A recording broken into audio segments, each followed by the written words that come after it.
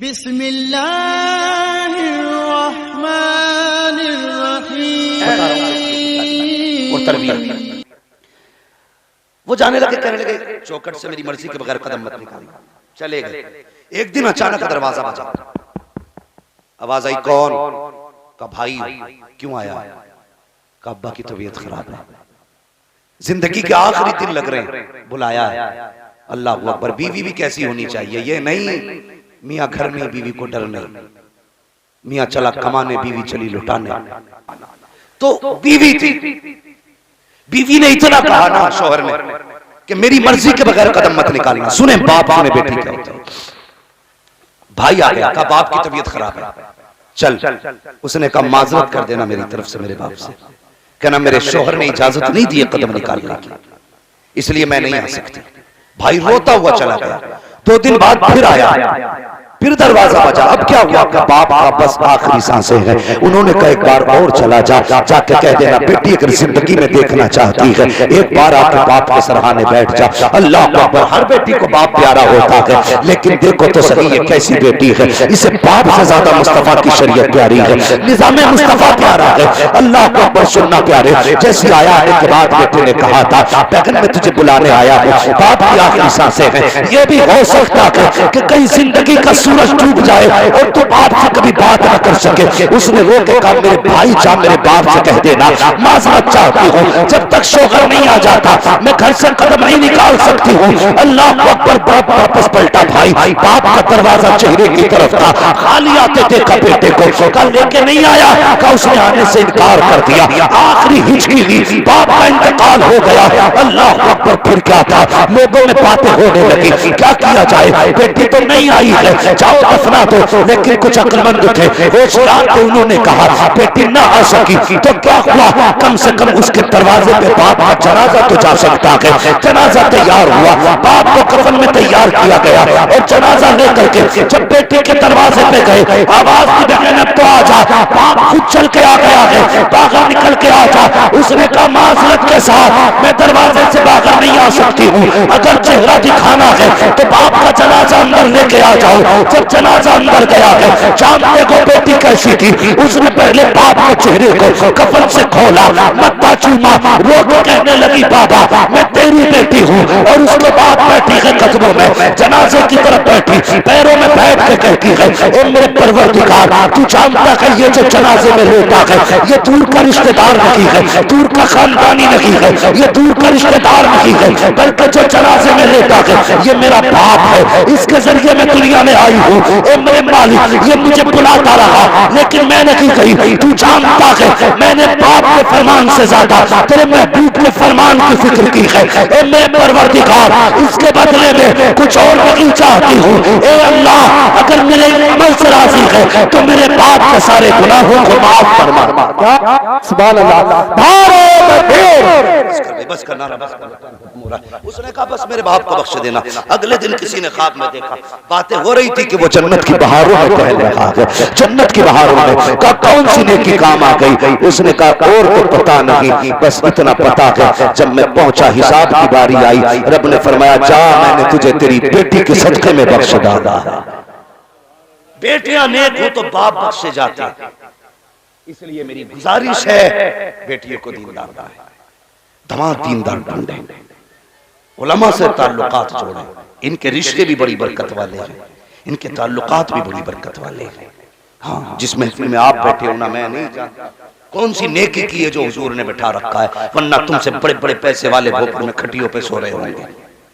हाँ जाकर देख लो ना, तुमसे बड़े पैसे वाले, तुमसे ज्यादा पावर वाले पड़े होंगे खाट पे। कोई तो नेकी की है जो हुजूर ने इतनी रात को अपनी महफिल में बुला रखा है, कोई नेकी जरूर की है, वरना बहुत थे बुलाने के लिए हमें और तुम्हें क्यों बुलाया।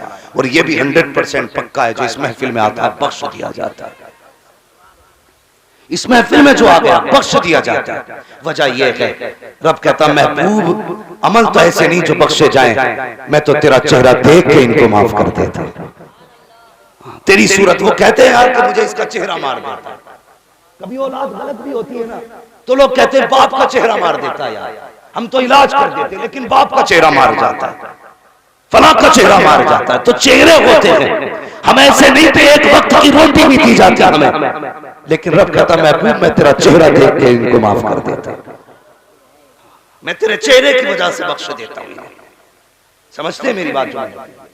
इसलिए ये महफिल है हुजूर की महफिल। अल्लाह फरमाता सारी बख्श दिए। फरिश्ते कहते मालिक कुछ तो खाली देखने ही आए थे, एक तो निकल के ही जा रहा था बैठ ही गया। रब ने फरमाया मैं उसकी नीयत को देखूं या मदीने वाले की मोहब्बत को देखूं। उसकी महफिल में बैठे इसलिए बख्श दिए गए। असल है इस बख्शिश को बचा के रखना। बख्शे तो हर जलसे में जाते हो, लेकिन अगले दिन सुबह हुई मस्जिद में गए और निकल कर कहने लगे इमाम समझ में ना आया, अंगूठा हिल गया, पैर हिल गया, टांग हिल गई, वो इधर को देख रहा था। ये बता तू अपनी पढ़ लिया था कि उसे टीप रहा था? हाँ ऐसे देखे नजर जमा के भाई अपनी पढ़। तो जब हमने निकलते ही चुगली और गीबत और बुराई शुरू कर दी तो जन्नत में थी। रात को बख्शे गए थे, सुबह से फिर रजिस्टर खुल गया। इसलिए इसे बचाना चाहिए।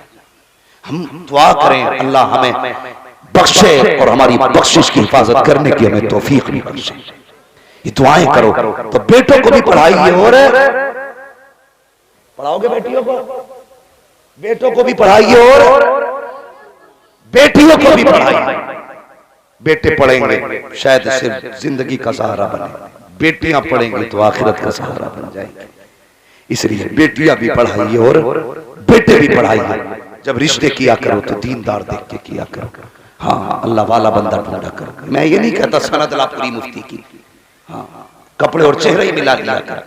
चेहरे पे दाढ़ी है, बदन पे कुर्ता पजामा है तो समझ लेना हुजूर का वफादार है। ऐसे देख के रिश्ते कर दिया कर। अल्लाह ताला हमारे घरों को अपनी रहमतों से मालामाल फरमाए। कुल हल यस्तविल लदीना यअलमून वल लदीना ला यअलमून। महबूब आप फरमा दीजिए जानने वाले और ना जानने वाले बराबर नहीं है। भौंक मत, कुत्ता न बन, क़यामत के दिन पता चलेगा। अल्लाह हुक्म देगा जाओ फरिश्तों कुरान वालों को इकट्ठा करो। वो कहेंगे या अल्लाह आदम से लेकर आखिरी पैगंबर तक सबकी उम्मतें हैं, कोई बैज नहीं, कोई लिबास नहीं, कोई पट्टा नहीं, कोई ड्रेस नहीं, कोई चिप्पा नहीं, कोई हेडिंग नहीं, कोई लाइट नहीं, कैसे पहचानेंगे कुरान वाले? रब फरमाएगा शहर इनके मुंह सूंघो जाकर के। जिसके मुंह से कुरान की खुशबू आ रही होगी वही कुरान वाला होगा, जिसके मुंह से मुश्क की खुशबू आएगी वही कुरान वाला। तो ये तो हुए कुरान पढ़ने वाले।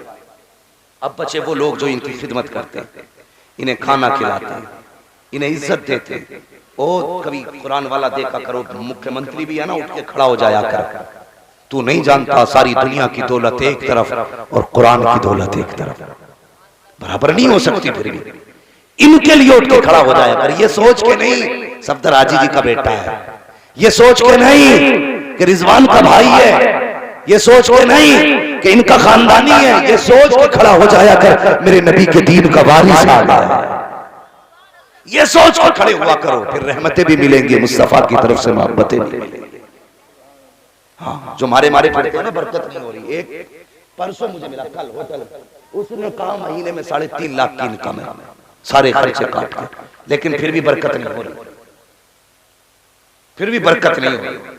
मैंने कहा भाई कभी कभी बैठते हो? उसने कहा हमारे मोहल्ले में कोई मदरसा ना।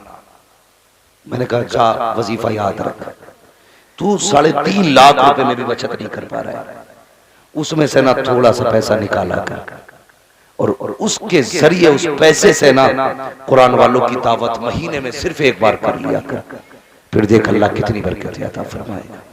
तो नसीब वाले जो इन्हें खाना खिला रहे हैं, इस पे बात करें तो बड़ा वक्त चाहिए।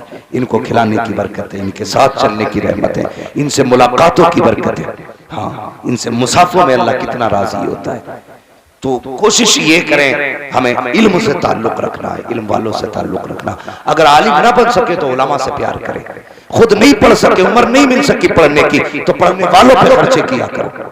क़यामत के दिन अल्लाह इन्हीं की खिदमत के सदक़े में जन्नत अता फरमाएगा। करेंगे इंशाअल्लाह ये काम? बोलो इंशाअल्लाह। आप तो भोपुर के ही है ना भैया? हाँ भोपुर के ही हो आप, तो भोपुर वालों अपने भोपुर वालों से मेरी तरफ से इतना कह देना, हाँ इतना कह देना कि कुरान खानी तो कराया करते हो, कभी मदरसों के चक्कर भी लगा लिया करो। सिर्फ अपनी गरज के लिए इस्तेमाल मत कर, कभी इनके लिए भी इस्तेमाल करो। क़यामत में ये न पड़े कि इसने कुरान खानी कराई थी, ये भी कहते मालिक इसने हमें मोहब्बत से देखा भी था, हमने इसने हमारी जरूरतों का ख्याल भी किया था। हुजूर भी कहते हैं हाँ ये वही है जो अब्बा की बरसी पे कुरान खानी भी कराने आया था और मेरी महफिल में ये इज्जत के साथ बैठ के जिक्र सुनने के लिए भी आया था। हाँ ये भोपुर की तरफ से गालिबन सबसे बड़ा इससे पहले हाँ नाजिर भाई ने 500 रुपए दिए थे। मसला कोई नहीं है, मैं चंदा नहीं कर रहा हूँ, ये मोहब्बत है जिसने जो दे दिया। अल्लाह सलामत रखे। बहरहाल मेरे भाइयों दीन से जुड़िए, जोड़िए यार। कब तक लड़ोगे, कब तक लड़ोगे? ढेला दूर नहीं, उसकी ढांगे कटती देख लिया करो, उससे ज्यादा तेज उम्रें कट रही है। दीन वालों से मोहब्बतें कर जाओ, अपनी नस्लों में मोहब्बतें पैदा कर जाओ, कुरान वालों की मोहब्बतें पैदा कर जाओ। नसीब वाले हैं जिसने अपने पीछे कुरान पढ़ने वाला छोड़ दिया है, जिसके पीछे कुरान पढ़ने वाला है। वरना याद रखना, जायदाद छोड़ के जाओगे औलाद डांस करेगी, 100 रुपए नहीं देगी तेरी छोड़ी हुई जमीन में से मस्जिद में। तो 10 करोड़ की इकट्ठी कर जा, कोई नहीं देने वाला। अपने हाथ से नेक काम कर जाओ, अपने हाथ से दीन के लिए खर्च कर जाओ। एक बेटा बना जाओ, एक बेटा कारी बना जाओ। बताओ कारी अब्दुल मुत्तलिब 10 साल में कितने हाफिज बने होंगे? बहुत ज्यादा। मैं हिंदुस्तान के जिस कोने पे जाता हूं मुझसे लोग कहते हैं तुम्हारे अब्बू ठीक है, तो मैं अपने अब्बू की बात में सोचता हूं, उससे पहले देखता हूं ये भी जानता है। जिस कोने में चला जाऊं, 4 दिन पहले बंगाल में था, पीछे से एक मौलाना आके कहने लगे सफेद दाढ़ी आपके वालिद कैसे हैं? मैंने कहा वो तो ठीक है, आप बताइए आप कैसे जानते हैं? कहने लगे वो हमारे उस्ताद लगते हैं। ये बताइए एक बंदा शाहपुर में, वो भी शाहपुर जैसी जमीन, शायद हमारा जैसा होता, छोड़ के भाग गया होता। हाँ पैदल ढेला के सफर करना, उसके बावजूद भी दीन फैलाया, इतना दीन फैलाया। दुनिया के जिस कोने में चले जाए, हम जहां तक जाते वहां तक मिल जाते। अकेलों ने पढ़ाया। फिर बताओ मेरे दादा का नसीब कैसा होगा? उन्होंने एक बेटा पढ़ाया, एक ने 10,000 पढ़ाए, 10,000 ने फिर 10 लाख पढ़ा दिए होंगे, सारा सवाब जाके उनके खाते में। हाँ हाजी सफ्दर ने एक अब्दुल मुत्तलिब बनाया, एक अब्दुल मुत्तलिब ने सैकड़ों अब्दुल मुत्तलिब बनाए होंगे। फिर वो जितने पढ़ाएंगे जाकर के सबका सवाब आकर के इकट्ठा इनके खाते में करेगा। तो यार इसलिए एक बेटा कम से कम पढ़ा जाओ ताकि कयामत के दिन तुम्हारी मौज आ जाए, मौज आ जाए, मौज।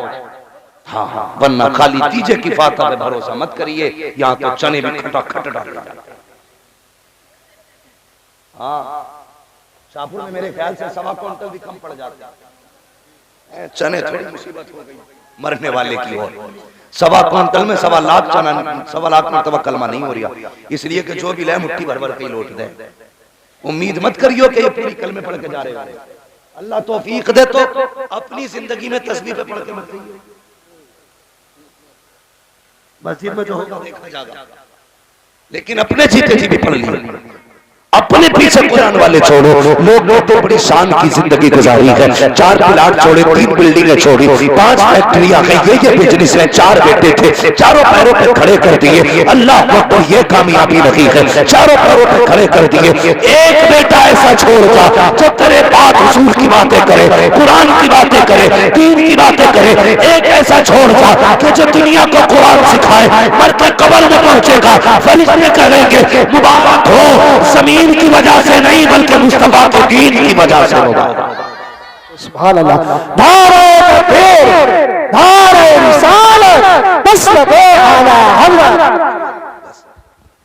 हां कुल हल यस्तविल लदीना यअलमून वल लदीना ला यअलमून। महबूबा आप फरमाती जी जानने वाले और न जानने वाले बराबर नहीं है। उलमा की बहरहाल इज्जत करें, कदर करें। इल्म उन्हीं की नस्लों में आता जो उलमा की कदर करते हैं। जो उलमा की कदर नहीं करते उनकी नस्लों में इल्म नहीं आया करता है।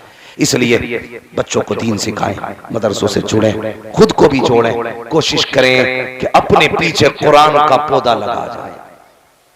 करेंगे इंशाअल्लाह। बेटों के साथ साथ बेटियों को भी पढ़ाएंगे। शादी कैसी लड़की से करोगे? दीनदार से। क्यों नहीं बोल रहे? जहेज के चक्कर में नहीं बोल रहे। बुलेट मिला या स्कॉर्पियो भी गए, बेटे बड़े अच्छे अच्छों की बिकती देखी है हमने। गुजारे उन्हीं के होते हैं जिन्हें रब देता है। हमने बड़ी 4 पहिया, आलम भाई भी शायद जानते होंगे, मैं जो कहने जा रहा हूं, मैंने देखा 4 पहिया ले लिया, 8 दिन बाद बेच लिया, कह रहे पेट्रोल डालने का पैसे ही नहीं। ये हालात है। और देख दीनदार बेटी लेके आ, अल्लाह उसके नसीब से तेरे घर में 10 गाड़ी खड़ी कर दे। हाँ 10 गाड़ी उसके कदम से हो जाएंगी। तो कभी चक्कर में मत पड़ना, LLB चाहिए, MBBS चाहिए, ये कोशिश करना दीन वाली बेटी चाहिए ताकि नस्लें भी अच्छी हो, माहौल भी अच्छा हो। अल्लाह ताला हम सबके हाल पर, घरों पर अपने रहमो करम की बारिश फरमाए। कारी साहब के इदारे को दिन दुनी रात चौगनी तरक्की अता फरमाए। मौला करीम मेरे वालिद गिरामी को शिफाए कामिला सेहत आजिला अता फरमाए और मेरे वालिद गिरामी का साया हमारे सरों पर तातीर कायम व दायम फरमाए। बच्चों हुए गलतियों को माफ फरमाए। रब्बे कायनात जिंदगी ने दिया साथ फिरों की मुलाकात, चमन रहा फूल खिलेंगे, जिंदगी रखी फिर मिलेंगे। मुसाफिर हैं हम भी, मुसाफिर हो तुम भी, किसी मोड़ पर फिर मुलाकात होगी। सारे लोग कलमा शरीफ पढ़ लीजिए, ला इलाहा इल्लल्लाह मुहम्मद रसूलुल्लाह।